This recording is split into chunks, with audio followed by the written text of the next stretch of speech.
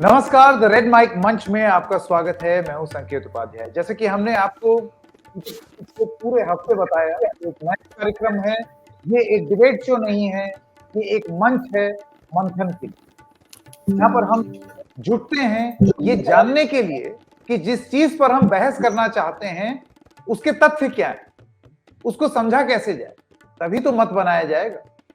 आज एक बहुत महत्वपूर्ण चीज हुई और वो ये है कि सुप्रीम कोर्ट ने अनुच्छेद 370 पर मोहर लगा दी। क्या है पूरा मामला, पहले तो आपको यह बताएं। तो जम्मू कश्मीर से 370 हटाने के फैसले पर सुप्रीम कोर्ट की मोहर लग गई है। अगले साल 30 सितंबर तक जम्मू कश्मीर में चुनाव कराने होंगे, यह सुप्रीम कोर्ट ने कहा है। अनुच्छेद 370 युद्ध जैसी स्थिति के लिए एक अंतरिम प्रावधान था, टेम्पररी अरेंजमेंट था, यह सुप्रीम कोर्ट ने कहा है। राष्ट्रपति अनुच्छेद 370 हटा सकते हैं। राष्ट्रपति शासन के दौरान यह हटा था अनुच्छेद 370, तो वहां पर भी सुप्रीम कोर्ट का यह मानना है कि कानून का उल्लंघन नहीं हुआ है। आपको याद होगा 2019 में नरेंद्र मोदी सरकार ने यह धारा हटा दी थी और सुप्रीम कोर्ट के इस फैसले को अब चुनौती नहीं दी जा सकती। यह एक सबसे बड़ी बात है। लेकिन जहां चुनौती नहीं दी जा सकती है वहां पर लोग इस पर क्या प्रक्रिया बनाएंगे या क्या सोचते हैं वो अभी भी चालू है। लोग अपना अपना मत बना रहे हैं, राजनीतिक रूप से भी बना रहे हैं। आपने देखा होगा चाहे असदुद्दीन ओवैसी हो या फिर कश्मीर से और नेता हो, उन सब का यह कहना है कि वो इस जजमेंट से संतुष्ट नहीं है या अग्री नहीं करते। लेकिन अब इसको चैलेंज नहीं किया जा सकता क्योंकि सुप्रीम कोर्ट की कॉन्स्टिट्यूशन संविधान पीठ ने यह फैसला लिया है। इसके साथ साथ वकील भी अपनी अपनी अपना अपना तर्क दे रहे हैं। मंच पर जो मंथन होता है उसमें आज हम पूरा प्रयास करेंगे आपको पहले समझाएं कि आप जो मत बनाना चाहते हैं वो दरअसल किस चीज पर बनाए। तो हमने सोचा आज मंच के इस मंथन में जितने लॉयर्स जो इस मामले को सुप्रीम कोर्ट में फैसला आने के बाद बारीकी से स्टडी कर चुके हैं, उनसे समझने की कोशिश करें, उनसे जानने की कोशिश करें कि मत क्या बनाया जाए। तो मैं स्वागत करना चाहता हूं यहां पर हमारे मेहमानों का, एक एक करके उनको जरा स्क्रीन पर लाते हैं। एडवोकेट अश्विनी दुबे हमारे साथ हैं, सुप्रीम कोर्ट के वरिष्ठ वकील, आपका बहुत स्वागत। एडवोकेट अर्नब मित्तल, आप भी सुप्रीम कोर्ट के वरिष्ठ वकील हैं, आपका बहुत बहुत स्वागत हमारे साथ जुड़ने के लिए। सुप्रीम कोर्ट के एडवोकेट हैं संजय कुमार जी, आपका भी बहुत स्वागत हमारे साथ जुड़ने के लिए इस मंच पर। और नसीम लियाकत साहब एडवोकेट, आपका भी बहुत स्वागत हमारे साथ इस मंच पर जुड़ने के लिए। आइए एक एक करके समझने की कोशिश करते हैं कि आज सुप्रीम कोर्ट में जो हुआ उसके सही मायने में मायने क्या है। तो सबसे पहले अर्नब जी मैं आपसे शुरू करना चाहता हूं। अदालत ने जो निर्णय सुनाया है उससे एक चीज स्पष्ट हो गई है कि अब आर्टिकल 370 का abrogation is here to stay, अब ये नहीं हटेगा। लेकिन जो नुआंसेस हैं, जो फाइनर पॉइंट्स हैं, उनको किस तरीके से समझा जाए। इसके अंदर बेसिकली क्या किया सुप्रीम कोर्ट ने आज कि उन्होंने कहा आर्टिकल 367 जो इंटरप्रिटेशन करता है आर्टिकल 370 की, उसके अंदर कहा गया है कि कॉन्स्टिट्यूएंट असेंबली का आपको रिकमेंडेशन लेना पड़ेगा before making any change. So since the Jammu Kashmir was under presidents rule, therefore all the powers of the state assembly were vested with the president of India, that is with the union government. Therefore जो उन्होंने जो भी decisions लिए अपने इस दौरान, तो उनके लिए उन्हें स्टेट असेंबली की कंकरेंस नहीं चाहिए थी बल्कि यूनियन ऑफ इंडिया की कंकरेंस चाहिए थी, जो कि उन्हें ड्यूली मिली और इस वजह से जो भी इनका एक्शन लिया गया उसे वैलिड करार दिया गया। इसी के एडिशन में जस्टिस कॉल ने इसमें एक और चीज कही है कि ट्रुथ एंड रिकंसिलिएशन फोरम भी बनाया जाएगा so as to look towards the atrocities, जितनी भी एट्रोसिटीज लोगों पे हुई है 1980 से लेके अब तक, उसके ऊपर भी उनका विचार करा जाएगा।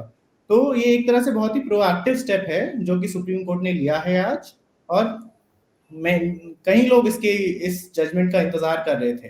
और over and above I also feel that आज की डेट पे द एप्लीकेशन ऑफ 370 को वापस लेना was too late in the day, like as happened in the judgment of जो नोटबंदी की आपकी जजमेंट थी, उसमें जस्टिस नागरत्ना ने कहा कि there were a few issues with the judgment, but with the action taken by the government, but it was too late in the day to actually take back that particular action. My personal opinion is that in case they would have held that abrogation of 370 is unconstitutional. तो वो it was too late in the day to actually give out such a judgment. जी, संजय कुमार जी, आप इसको किस तरीके से देखते हैं इस जजमेंट को? देखिए, कई इसके इम्पोर्टेंट पहलू हैं जिन पे इसको चैलेंज किया गया था। देखिए, क्या है कि मुझे याद है मैं उस दिन कोर्ट में ही था जब तकरीबन 23 के करीब एप्लीकेशंस हो गई थी और लोग मेंशन कर रहे थे पांचों जजेस के समक्ष के हमारे भी एप्लीकेशंस हैं। तो कोर्ट ने बड़े स्पष्ट शब्दों में कहा था कि अब हम कोई भी एप्लीकेशन नहीं लेंगे, कोई भी फ्रेश पिटीशन एंटरटेन नहीं होगी इस विषय पे, और इन सब पिटीशंस को जोड़ के हम अपना इसकी सुनवाई शुरू करेंगे। ये मैं आपको साढ़े तीन साल प्री कोरोना का बता रहा हूं। उसके बाद बेसिकली इसमें इसको चैलेंज किन ग्राउंड्स पे किया गया था उनका अवलोकन यहां करना निहायत आवश्यक है। अगर आप देखें कि कौन कौन सी ग्राउंड्स को उसको चैलेंज किया गया था, क्या वो लीगल पहलू थे जो बार बार ये भी कह रहे थे कि ये जो कदम उठाया गया है ये सही है कि नहीं है, उन पहलुओं को जानना भी बहुत आवश्यक है। अगर आप कहें तो मैं संक्षेप में बताने का प्रयास करता हूं जो जी बिल्कुल। देखिए, सबसे पहले बात, कोई भी इस तरह का अगर कानून पास किया जाता है तो 370 में ही लिखा है कि स्टेट को उसका अप्रूवल करना पड़ेगा, और स्टेट का मायना इन जिन लोगों ने चैलेंज किया उनके हिसाब से था स्टेट असेंबली को अप्रूव करना चाहिए। 370 में तीसरे क्लॉज में लिखा हुआ है कि जब आप अगर इसको तरमीम करना चाह रहे हैं या हटाना चाह रहे हैं, 370 को चेंज करना चाह रहे हो प्रोविजन को, तो कॉन्स्टिट्यूएंट असेंबली के पास वो पावर है, ना कि किसी और के पास। तो 1957 में कॉन्स्टिट्यूएंट असेंबली जो थी तब तक थी, यानी कि एक लंबा अरसा 7-8 साल तक संविधान के आने के बाद कॉन्स्टिट्यूएंट असेंबली वहां पे हुआ करती थी जम्मू एंड कश्मीर में।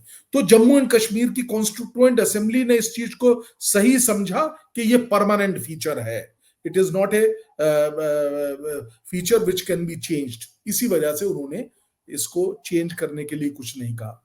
फिर बात उठी इस तरह की कि जैसे जो गवर्नर हैं उन्होंने किस में ओथ लिया, आपको मालूम है उस वक्त जो गवर्नर ने अपनी ओथ ली थी काम करने की, वो ली थी जम्मू एंड कश्मीर के कॉन्स्टिट्यूशन के तहत, ना कि इंडियन कॉन्स्टिट्यूशन के तहत। तो क्या जिसके तहत मैंने ओथ ली है मैं उसी को एब्रोगेट कर सकता हूं? ये भी एक बहुत बड़ा इंपॉर्टेंट आई थिंक मुद्दा था। तो इस तरीके से कई चीजें। फिर क्या पार्लियामेंट के पास पावर थी, पार्लियामेंट की अमेंड करने की क्षमता, कौन सा नियम लगना चाहिए था जो 368 में पावर्स दी गई है कॉन्स्टिट्यूशन में कि इस तरह से आप अमेंड कर सकते हैं। क्या उनको 2/3 मेजोरिटी की आवश्यकता थी या सिंपल मेजोरिटी की आवश्यकता थी, या 50% स्टेट्स का भी अप्रूवल होना चाहिए था। तो ये तमाम पहलू थे जिन पर इसको चैलेंज किया गया था, और उसके बाद आज आपने जो निर्णय देखा, इन्हीं तमाम मुद्दों पे निर्णय आया, जैसा अभी अमन भी बता रहे थे, और उस निर्णय पे आई थिंक बाद में चर्चा होगी अभी इस कार्यक्रम। जी बिल्कुल, मैं आपसे ये सवाल जरूर पूछूंगा क्योंकि आपने वो कारण गिनाए जिसकी वजह से ये मामला सुप्रीम कोर्ट तक पहुंचा। लेकिन एडवोकेट अश्विनी दुबे, अभी वापस आता हूं संजय जी। अश्विनी दुबे, इसमें जो सारी टेक्निकलिटीज जिस पर चिंता लोगों को थी, जिसकी वजह से सुप्रीम कोर्ट में पहुंचा, आज एक चीज जो चीफ जस्टिस ऑफ इंडिया ने बोली और मैं उनको कोट कर रहा हूं, वो कहते हैं every decision taken by the union on behalf of the state during presidential rule is not open to challenge, this will lead to administration of state to a standstill. तो क्या हम ये माने कि ये सुप्रीम कोर्ट की तरफ से ये जो जितनी संजय कुमार जी बात बता रहे थे, ये बहुत स्पष्ट तरीके से बोल दिया गया है कि अब इस मुद्दे पर जो डाउट थे वो आर्ग्यूमेंट खत्म, क्योंकि सुप्रीम कोर्ट को ये लगता है कि जो फैसला यूनियन ने लिया, जैसे कि यहां पर मैं समझ सकता हूं एक स्टेट शब्द की डेफिनेशन को लेकर के संजय जी ने अपनी बात रखी कि स्टेट क्या होता है, स्टेट मतलब state of Jammu and Kashmir या स्टेट मतलब द इंडियन स्टेट। नहीं, ऑफ कोर्स ये तो आपको लगता है ये बहस सेटल हो गई है? नहीं, देखिए बहस तो सेटल नहीं हुई है, क्योंकि डेमोक्रेसी है तो बहस समय समय पर सुविधाजनक तरीके से लोकतांत्रिक व्यवस्था में लोग करते रहेंगे। लेकिन एवरी डिसीजन से अगर वर्ड हम देखें तो यह है कि ऐसा भी नहीं है कि 356 का कहीं बेजा इस्तेमाल हो रहा है तो यूनियन जो है उसमें इंटरफेयर अगर यूनियन करती तो कोर्ट नहीं कर सकता। लेकिन जहां इस कॉन्टेक्स्ट में बात हुई वहां पर 2-3 बातों को महत्वपूर्ण तरीके से देखना होगा कि जम्मू कश्मीर के पास भारत में विलय के बाद आंतरिक संप्रभुता का कोई अधिकार नहीं है, ये कोर्ट की टिप्पणी समझना पड़ेगा। दूसरा, 370 एक अस्थायी प्रावधान था और सुप्रीम कोर्ट ने जम्मू कश्मीर का जो राज्य का दर्जा बहाल हुआ और उसके अलावा इंस्ट्रूमेंट ऑफ एक्सेशन पर डिस्कशन किया। उन्होंने जो इंस्ट्रूमेंट ऑफ एक्सेशन को कहा, देखिए संकेत जी, की state of Jammu and Kashmir does not retain any element of sovereignty after the execution of the instrument of accession and the issuance of proclamation on 15 November 1949।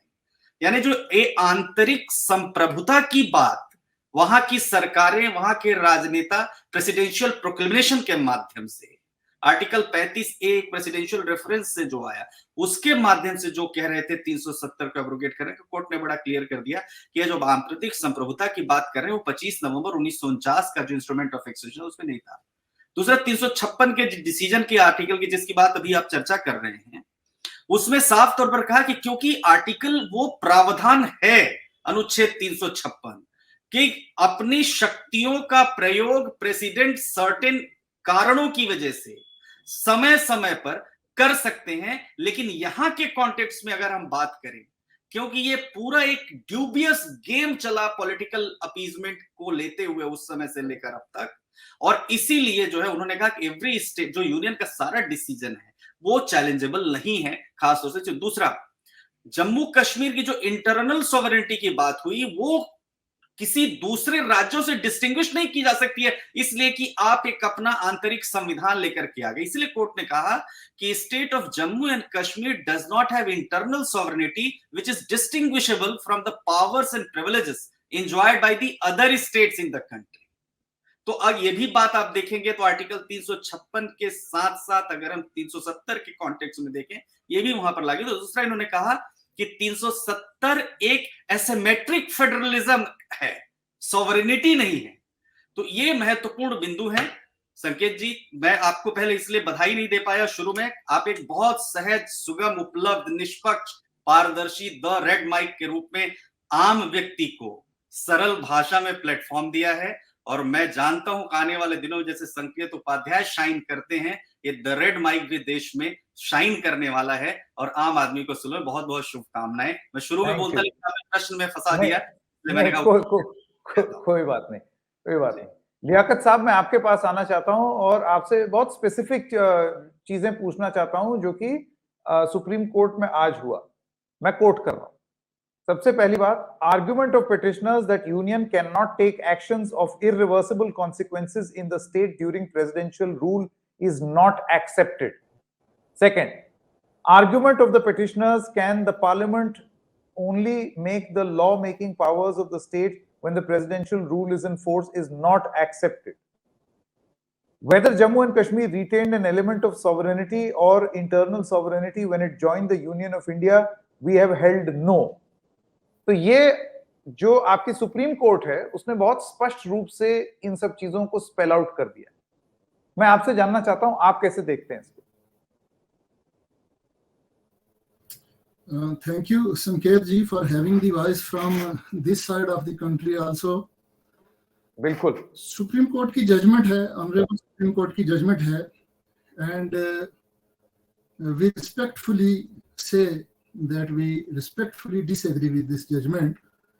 बहुत सारी बातें हैं, पैनलिस्ट्स ने की बातें इसके ऊपर। आर्गुमेंट्स, ये वो फोरम नहीं है कि सुप्रीम कोर्ट के फैसला आ जाने के बाद हम यहाँ आर्गुमेंट्स करें पॉइंट्स पे, मगर हम अपना पर्सपेक्टिव बता सकते हैं कि why we are disagreeing though respectfully with this judgement of the honourable Supreme Court. जी, जैसा कि ऑनरेबल सुप्रीम ने कहा, आपने अभी कहा कि supreme court has said that the president can exercise the powers of the legislative assembly. अब दो बातें समझने की हैं इसमें। एक तो ये जरूरी था, ये आर्टिकल 370 में ही था कि जो कॉन्स्टिट्यूएंट असेंबली है उसकी असेंट अगर मिलेगी तब जाके पार्लियामेंट इस पे कोई एक्शन ले सकती है। सुप्रीम कोर्ट ने भी कहा और हमारे इस आर्गुमेंट को नहीं माना कि कॉन्स्टिट्यूएंट असेंबली क्योंकि 7 साल के बाद ही सीज हो गई थी, तो कैसे उसकी असेंट ली जा सकती है। हालांकि सुप्रीम कोर्ट ने खुद माना है कि जम्मू कश्मीर का कॉन्स्टिट्यूशन बनाने के लिए कॉन्स्टिट्यूंट असेंबली को इनकाद उसका हुआ था, उसको एस्टेब्लिश किया गया था only for the purpose of framing the Jammu and Kashmir constitution.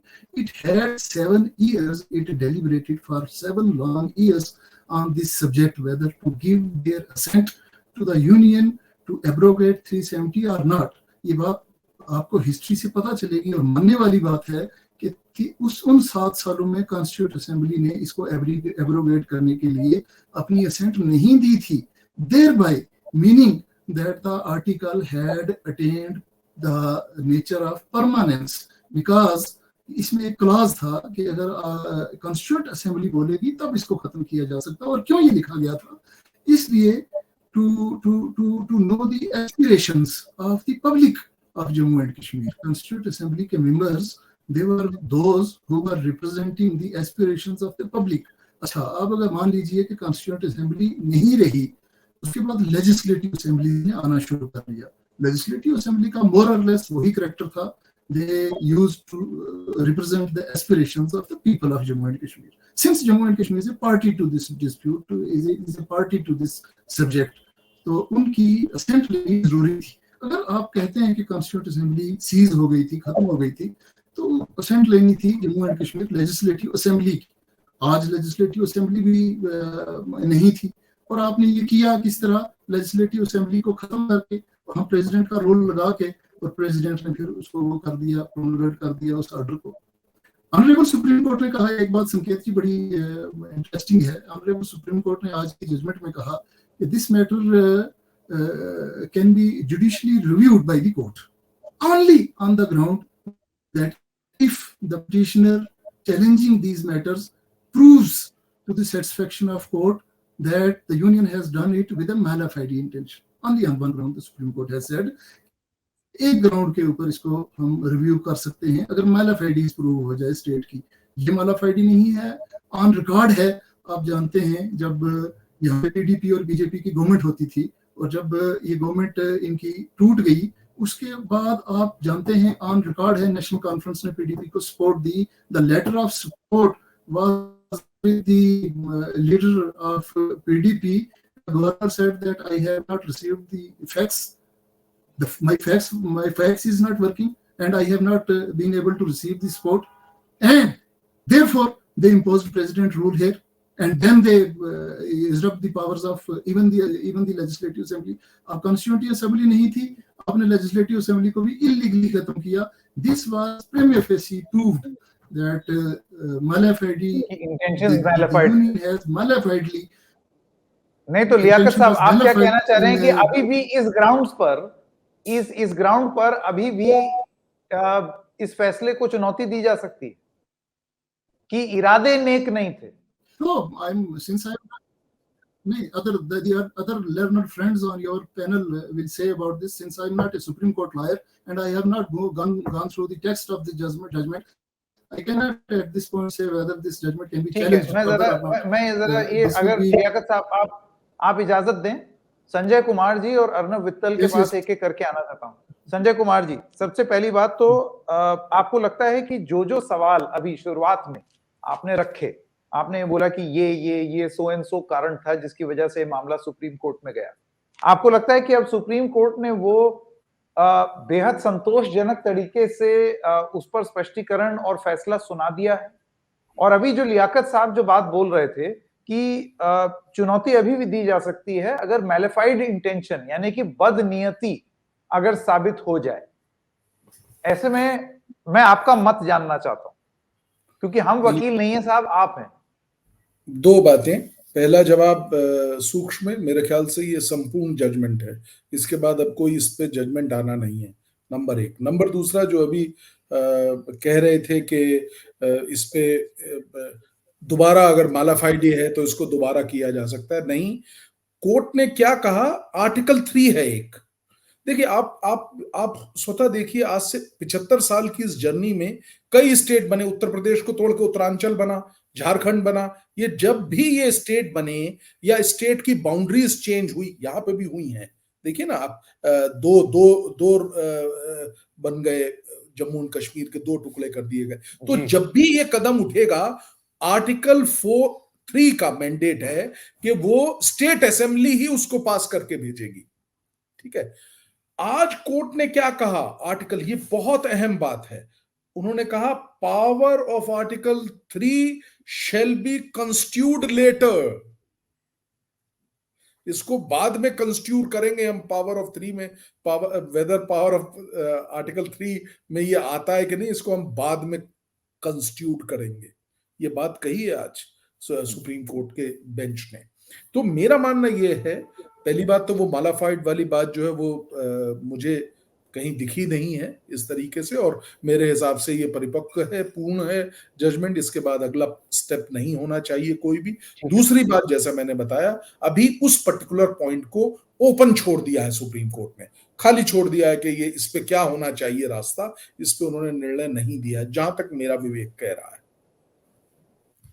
जी बिल्कुल। एक मेरा सवाल संजय जी आपसे ये भी था जी कि जो सवाल आप पूछ रहे थे शुरुआत, जिस वजह से ये जी मामला जी सुप्रीम कोर्ट में आया, हाँ मसलन जब प्रेसिडेंट रूल लगा है और प्रेसिडेंट जो है वो कॉन्स्टिट्यूएंट असेंबली के हिसाब से ओथ लिए हैं, तो उसके बाद स्टेट की डेफिनेशन क्या हो, आपको जी लगता जी है ये सब अब स्पष्ट हो गया है इस जजमेंट देखिए, के इस बाद? इस जजमेंट से, इस पर्टिकुलर परिप्रेक्ष्य में, अर्थात क्योंकि बाकी कहीं पे तो ऐसा हालात है नहीं, यही एक हमारा प्रदेश था जहां पे इस तरह के हालात थे, 2 कॉन्स्टिट्यूशन और तमाम चीजें। तो इस पर्टिकुलर उसमें अब ये लॉ सेटल्ड हो गया है, जो सुप्रीम कोर्ट ने कहा है, इसमें अब जी।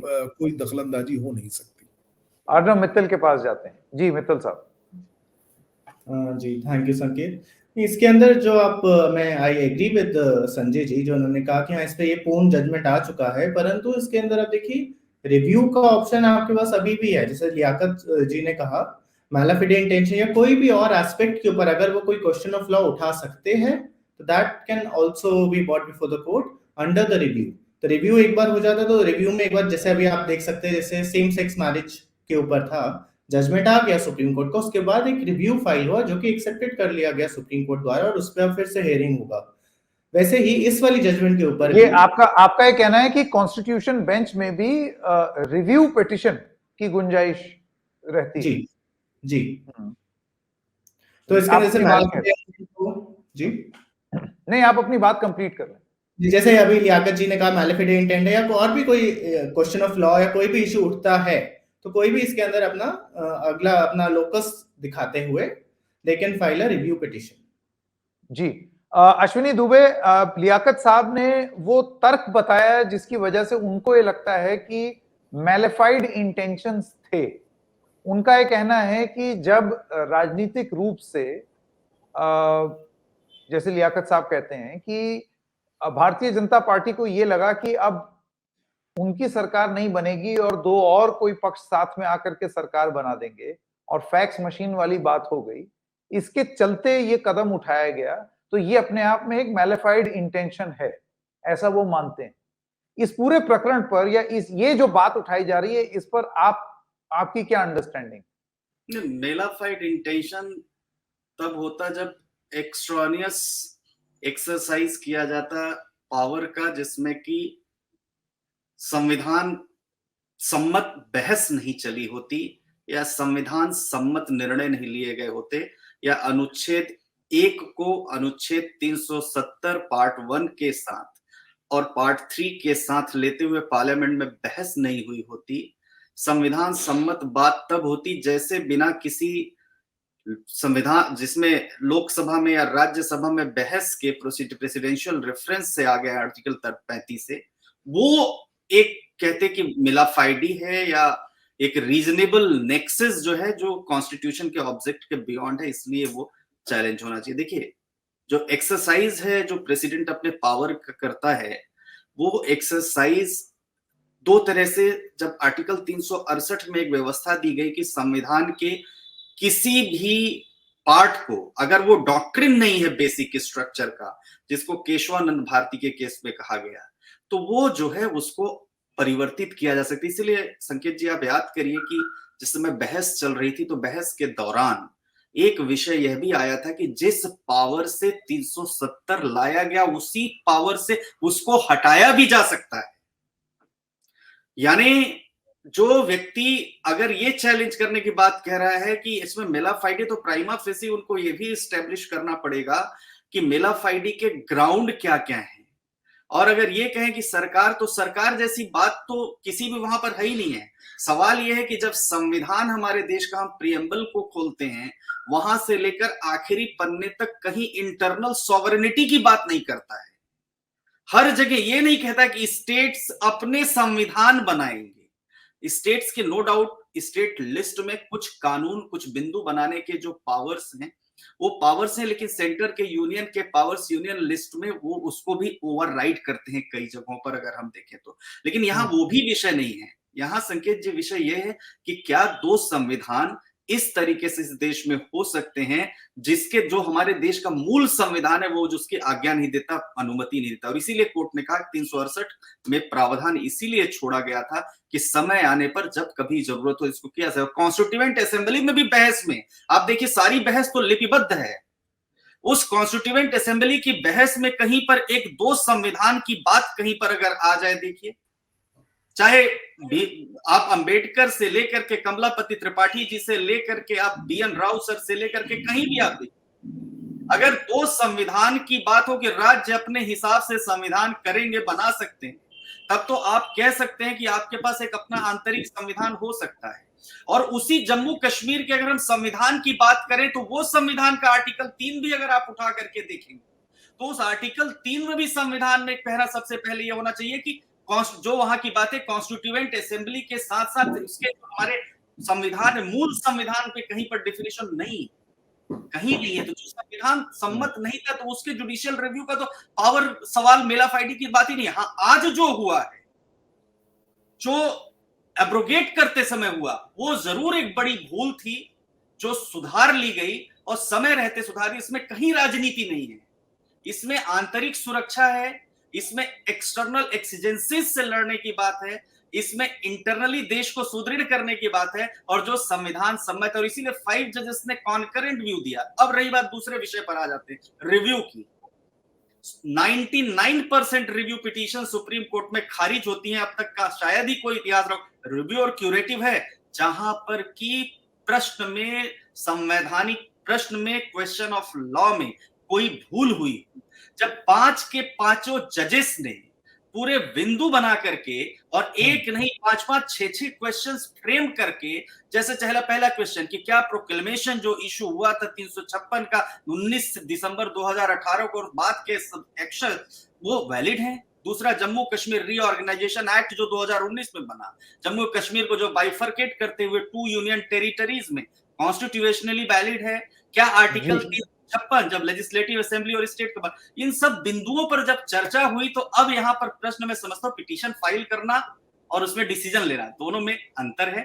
मेला फाइडी नहीं, मेला फाइडी जरूर पहले हुआ था जो लोग राजनीतिक तरीके से देश में विभाजन की बात करते हैं। जी बिल्कुल। लियाकत साहब, मैं आपके पास वापस आना चाहता हूं। देखिए, एक तर्क बहुत सारे वकीलों से, बहुत सारे जानकारों से बात करते वक्त और खासतौर से कश्मीर घाटी में जो लोग थे उनका यह मानना था कि अनुच्छेद 370 आया तो, लेकिन पिछले कई सालों में, और ये सिर्फ भाजपा की सरकार की बात नहीं हो रही है, इससे पहले भी जो सरकारें थी लगातार उस अनुच्छेद 370 में समय समय पर धीरे धीरे उसको डाइल्यूट करती चली गई केंद्र सरकारें, कभी सुरक्षा के दृष्टिकोण से, अलग अलग तरीके से। तो वो महज एक अनुच्छेद बन करके रह गया था, वो उसकी स्पिरिट धीरे धीरे वैसे भी खत्म हो गई थी जिसके लिए आप लड़ रहे थे, क्योंकि उसको कई समय से और धीरे धीरे करके ही कई दशकों से उसको डाइल्यूट करा ही जा रहा था। ये आपकी बात दुरुस्त है कि over the years, over the period इसको जरूर डाइल्यूट किसी हद तक किया गया था, और मगर ये है कि इसको पूरा ही खत्म कर देना और वो भी जम्मू कश्मीर की अवाम की मर्जी के बिना, उनकी राय लिए बिना उसको डाइल्यूट कर देना, ये हम कहते हैं कि गलत हुआ है। ये जरूर है, आपकी बात सच है कि ये ओवर द पीरियड इसको डाइल्यूट जरूर किया गया था, मगर ये फिर भी था। ये नहीं कहा जा सकता है कि ये सिर्फ मेरे लिए पीस ऑफ पेपर रह गया था। फिर भी हमारे पास 370 था और उसके जो फायदे थे वो हमारे पास मौजूद थे। मगर हमारा ये कहना है कि हमारी राय लिए बिना इसको खत्म कर देना, टोटली ही इसको स्क्रैप कर देना, ये गलत हुआ है। और थोड़ा सा कंफ्यूज कर रहे हैं आपके दूसरे पैनलिस्ट जो मैंने मेलाफाइडी की बात कही। ये मैं नहीं कह रहा हूं कि 370 को तोड़ना, पार्लियामेंट में बहस हुई, ये आपके किसी पैनलिस्ट ने कहा कि बहस अगर ना हुई होती पार्लियामेंट में तो मेलाफाइडी कहा जा सकता था। मैं वो नहीं कह रहा हूं। मैं कहता हूं imposition of governor's rule when it was very much possible to form a government, that was mala fide intention of the government। वो imposition ही मेलाफाइडी इंटेंशन के साथ हुआ था, जबकि गवर्नमेंट वहां उस वक्त बन सकती थी एक। और दूसरा, कौन सी इतनी बड़ी जल्दी थी? अगर आपको गवर्नमेंट नहीं भी बनानी थी तो 6 महीने के अंदर इलेक्शंस करा के नई गवर्नमेंट आ जाती, आप ही की गवर्नमेंट आ जाती, और उस गवर्नमेंट के थ्रू असेंट लेके आप इसको अगर करते तो कोई सवाल उठाने वाला नहीं था।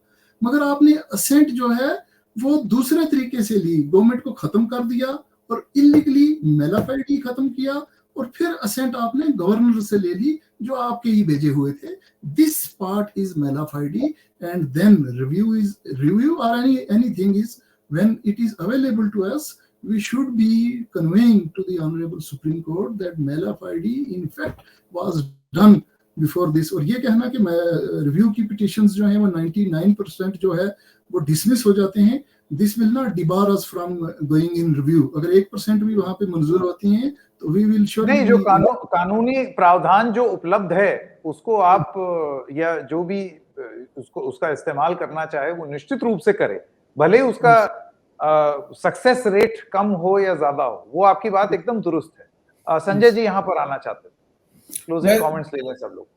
एक छोटी सी बात मैं जरूर कहूंगा, ये जो लियाकत साहब ने बात उठाई, ये सारी बातें इस मैटर में डिस्कस हो गई हैं, ये जो ऑर्डर आया है, पहली बात। और दूसरी बात, 99 पॉइंट नहीं है, वो 99.9% रिव्यू पिटिशन डिसमिस होती है, क्योंकि either there should be some error of fact और सम एरर ऑफ लॉ। तो वो मुझे प्रतीत नहीं होता कि शायद निकाल पाएंगे लियाकत साहब या और भी कोई लोग जो इसकी पार्टी हैं। So it is a very difficult task, Herculean task to get this any relief. और अब आपको लियाकत साहब और अश्विनी दुबे, आपको ये लगता है कि अब जब देश की सर्वोच्चतम अदालत ने ये फैसला सुना दिया है तो अब पूरा प्रयास ये होना चाहिए कि आप किस तरीके से अव्वल इसको एक्सेप्ट करें और फिर इसको इन इट्स स्पिरिट इंप्लीमेंट करें। और मैं स्पिरिट की बात कर रहा हूं अश्विनी जी, इस लिहाज से कि अब वहां पर भी एक सामान्य स्थिति बहाल हो, और सामान्य स्थिति तब होगी जब रूल ऑफ लॉ एस्टेब्लिश होगा, जब गवर्नमेंट ऑफ द डे वहां पर एस्टेब्लिश होगी। 5-1 साल होने आ रहे हैं, वहां चुनाव नहीं हुआ है। सुप्रीम कोर्ट ने यह भी कहा है कि आपको चुनाव कराने। ये अपने आप में कमजोरी नहीं दर्शाता है कि आपने एब्रोगेशन के बाद से अब तक वहां पर इलेक्शन नहीं हुआ?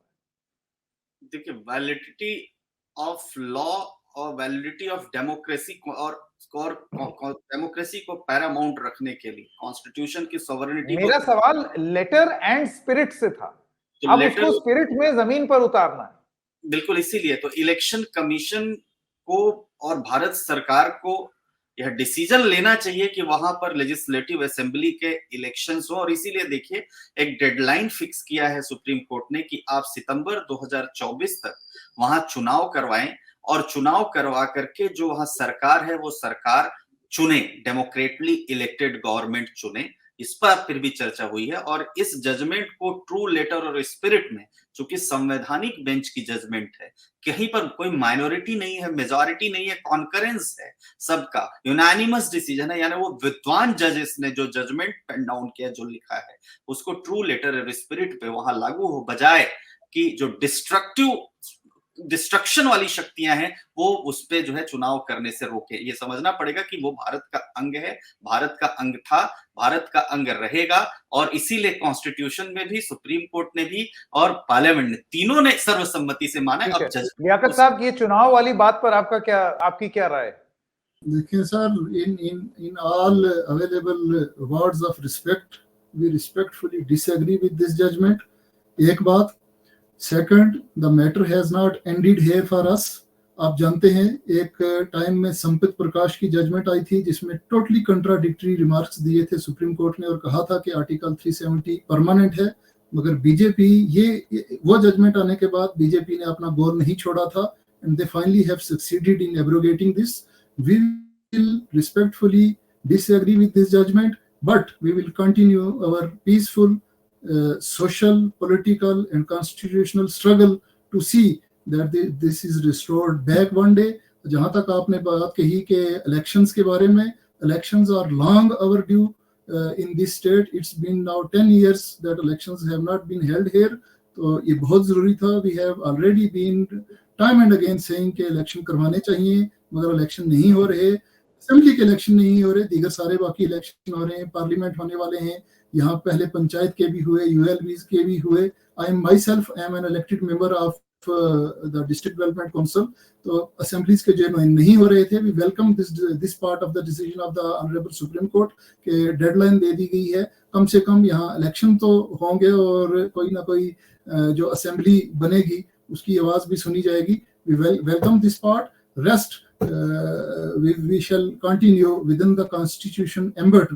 We shall continue our struggle to see that this is restored back one day.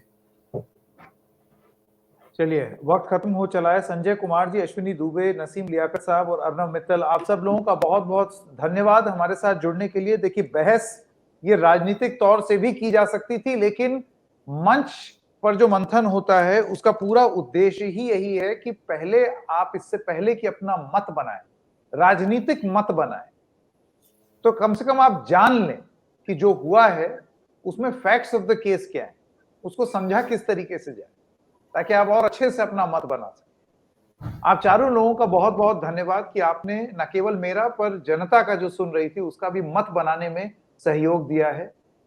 The red mic मंच में आज इतना ही समय है, लेकिन हम फिर मिलेंगे एक और मुद्दे के, उसके बारे में चर्चा करेंगे, बात करेंगे। तब तक के लिए